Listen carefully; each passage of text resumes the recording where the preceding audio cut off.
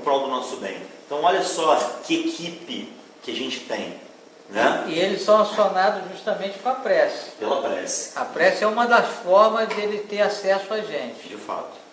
E aí então, a importância dessa prece. Precisa ser bonitona lá?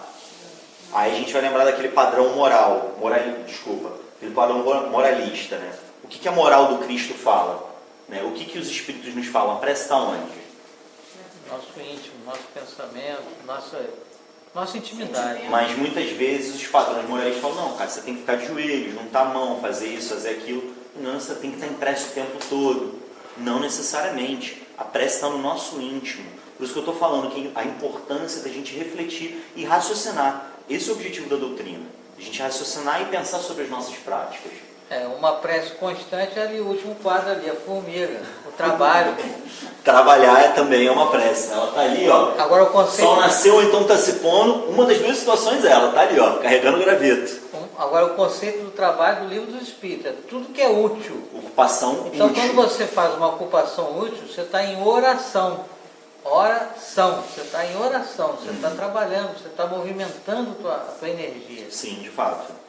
De fato. Então a gente tem tanto essa reflexão, o contato com a espiritualidade e também, como o Marcão falou ali, através da nossa prática. Né? Vamos seguir? É 9h45, é 8h45? Pode tocar o barco. Pode tocar? Tá, beleza. Então vamos lá. Gente, ó, mais um trecho. Vocês gostam de ler? Gostamos. Alguém gosta? Alguém poderia ler ali o trecho do texto e destacar essas passagens destacadas, por favor? Alegrai-vos quando Deus vos enviar para a luta. Não consiste esta no fogo da batalha, mas nos amargores da vida, onde, às vezes, de mais coragem se há mister do que não combate sangrento, porquanto não é raro que aquele que se mantém firme em presença do inimigo fraqueje nas tenagens de uma pena moral.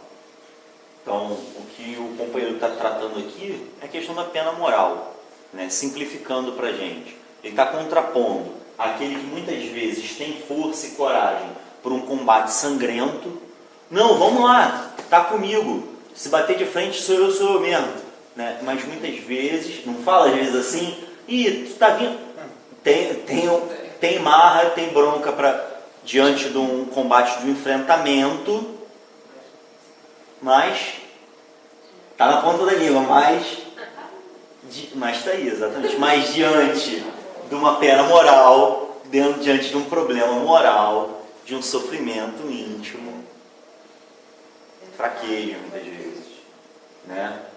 E chora. Tem uma passagem do livro, eu acho que é o Boa Nova. Eu estou errando. Eu acho que é o Boa Nova, que conta uma história de Jesus com Pedro, que são as passagens evangélicas, né? Pode ser o Boa Nova. E ele traz uma frase no final, uma suposta frase de Jesus. A gente não pode aferir com certeza que foi Jesus, mas enfim, o Espírito traz, e eu vou trazer pela beleza, pela poesia da frase, que eu achei muito interessante, que me marcou muito. Diz o seguinte: o homem no mundo é mais frágil do que perverso. Poderia nem ser do Boa Nova, poderia ser até de um filósofo, até ateu que diga. Mas ele diz o seguinte: o homem no mundo é mais frágil do que perverso. E para mim é o que esse texto está dizendo. Diante muitas vezes de uma perversidade aparente, de combates sangrentos, muitas vezes esse indivíduo, a gente, demonstra mais fragilidade diante de uma pena moral. O sofrimento de uma perda familiar, o sofrimento de uma escolha errada, de uma consequência de uma traição, a consequência do abandono de um filho, a consequência de certas sementes plantadas erradas, que germinam em espinhos. Não é verdade? Quem aqui não sofreu a consequência de uma escolha errada? Todo mundo, né? Nem que seja uma escolhezinha de nada. Né? Não era para ter feito isso. Falei na hora errada. E aí cria uma inimizade. E aí, diante daquela situação, uma pessoa que a gente ama, ou uma situação que a gente ama, a gente encontra um sofrimento muito grande. E aí? O que a gente tem que fazer diante disso? Ele está falando lá no início. Quando Deus vos enviar para a luta, em relação aos amargores da vida, é preciso que a gente tenha coragem. E aí, muitas vezes, essa luta, esses amargores, eles vão vir na nossa vida sobre a característica individual, mas também sobre a característica coletiva. Né? Jesus falava, levanta-te e anda. Não é? Cair a gente vai cair, mas levanta-te e anda. Então, por exemplo, reencarnar no Rio de Janeiro. Reencarnar no Rio de Janeiro é um desafio? É um desafio coletivo? Também. Traz muito amargor na vida? Muito. 2018, Rio de Janeiro, Brasil. A gente tem uma série de situações aí. Colégio, Casa Espírita Zona Norte aqui do subúrbio, a gente se depara com muito amargor. Mas nós estamos aqui no centro. Mas a gente está aqui no centro. E além assim, de estar no centro não significa estar aqui apenas para sentar nessa cadeira e levantar e ir embora. Mas estar no centro no sentido do papel que o Espiritismo se propôs a ser. Trazer racionalidade para as nossas vidas, trazer uma luz, um consolo. E levar esse consolo lá para fora. Através da prática. O Espiritismo sempre nos conduz ao que o Marcão falou, o trabalho, a prática. A gente não faz ideia. A gente circula pela rua, tem vários espíritos. Eles nos acompanham muitas das vezes. Quando a gente vem, eles vêm junto com a gente. Sim. Então, a ação é dupla. Sim. E aí na prática do campo dos desencarnados, como o Marcão falou, mas também na prática do campo material. Né? Vamos fazer uma análise aqui da nossa vida hoje em dia. Vou fazer uma reflexão crítica, até um termo de autocrítica. Netflix, condomínio, Uber, shopping center. O que essas coisas têm em comum? Gasta dinheiro, ok, legal. Perfeito. Nem todo mundo tem acesso. O que mais?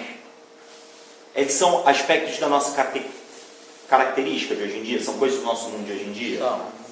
São coisas que promovem muitas vezes o encontro com o outro? Não, afasta. Né?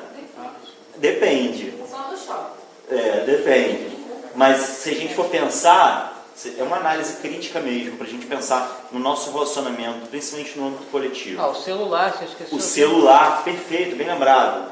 Conecta no mundo virtual, né? Mas muitas vezes, dependendo do nosso uso, assim como o Uber, assim como o Shopping Center, assim como o Netflix e outras coisas. Mas se a gente for perceber, a gente enquanto sociedade, enquanto indivíduo, a gente muitas vezes está se isolando desses amargores da vida. A gente está buscando um isolamento. Não está buscando? Eu quero ficar em casa vendo seriado. Não vou andar ali na esquina porque tem um indivíduo sofrendo ali na esquina. Eu vou sair do Facebook, eu não aguento mais essas pessoas. Está todo mundo muito chato. Eu não quero conviver.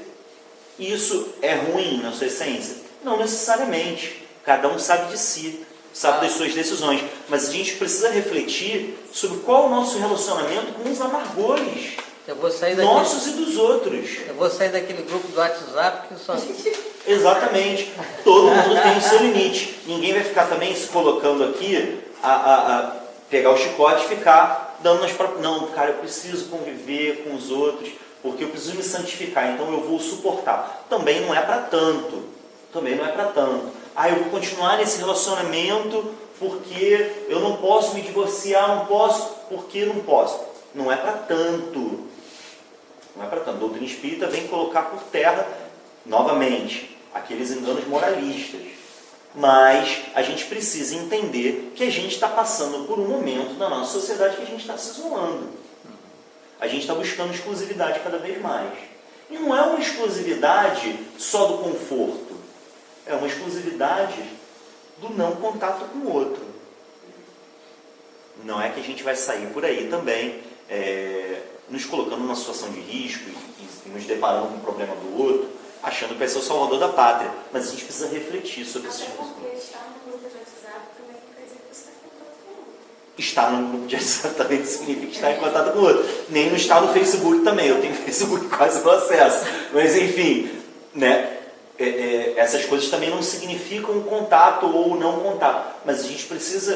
Vocês estão entendendo o campo da reflexão que eu estou querendo trazer? Para a gente entender a reflexão em relação ao amargor da vida. É saber lidar. É o saber lidar. Isso tem ficado muito mais evidente, não sei se para vocês, principalmente atualmente nesse campo de eleições, em que existe uma polarização política e a gente começa a conversar, parece um funil. A conversa converge para essa separação, né? E a gente não tem paciência para ouvir o outro, a gente não tem tranquilidade para reconhecer um erro, né? Eu estou falando dessa questão política porque está mais evidente no ano de 2018, quando você estiver assistindo esse vídeo, daqui a 50 anos, estou brincando, ele não vai estar mais nessa situação, né? Mais nessa eleição. Mas a gente precisa entender o nosso momento atual. A gente está se deparando com as nossas angústias, ou a gente está buscando uma solução? Não. Não quero pensar nesse problema não, vou ligar no Netflix aqui, para não pensar em problema. Vou ligar na novela aqui, para não pensar em problema. Fulano está gritando muito, deixa eu me trancar aqui dentro do meu quarto. Ouviu o rock? Né? Vou para casa espírita porque eu não aguento ficar em casa. Ué? É uma fuga. Às vezes também. Vamos vir para casa espírita, vamos vir para casa espírita, mas vamos ser levados para casa espírita também querendo levar de volta para casa o que a gente está discutindo aqui. Não é verdade ou não? Então, a gente entender, alegrai-vos quando Deus nos enviar para a luta. É luta, galera, vamos lá, é luta. A maior revolução que a gente pode promover na Terra é o qual? É o amor. O amor é a maior revolução. Eu ouvi isso de uma amiga no evento que teve recentemente na Colmel. Ela falou assim, isso daqui é muita revolução. Ela mora em Curitiba. Ela falou, cheguei no Rio de Janeiro, eu estou sentindo um astral super diferente, as pessoas não se olham, não tem paciência uma com as outras, todo mundo preocupado com violência, com alta de preço, não sei o que lá. Você chega dentro de um evento, onde a proposta é se olhar, é se abraçar, é estar um com o outro. Eu tenho defeito, mas fulano é falso. Mas não tem essa não, vem cá. Serve para lavar uma louça também? Vamos lavar a louça junto aqui. Serve para ouvir uma música junto? Mas eu não gosto de pagode, não tem problema não. Vamos ouvir aqui um MPB, vamos ouvir uma música espírita. Vamos conviver. Não é verdade? Ou não? Podem discordar também, gente, pelo amor de Deus. Se eu estiver falando uma besteira. Vamos seguir. Seguindo aqui, vou ler só as partes destacadas. Vocês confiam que eu tirei isso do Evangelho, por favor, tá? Dominar os ímpetos da impaciência, da cólera ou do desespero, para no fim das contas a gente poder dizer, fui o mais forte. Então, quando os desencarnados estão falando com a gente nesse texto, eles estão falando sobre as questões morais nossas conosco mesmo. A gente tem muita impaciência. Não aguento mais essa pessoa.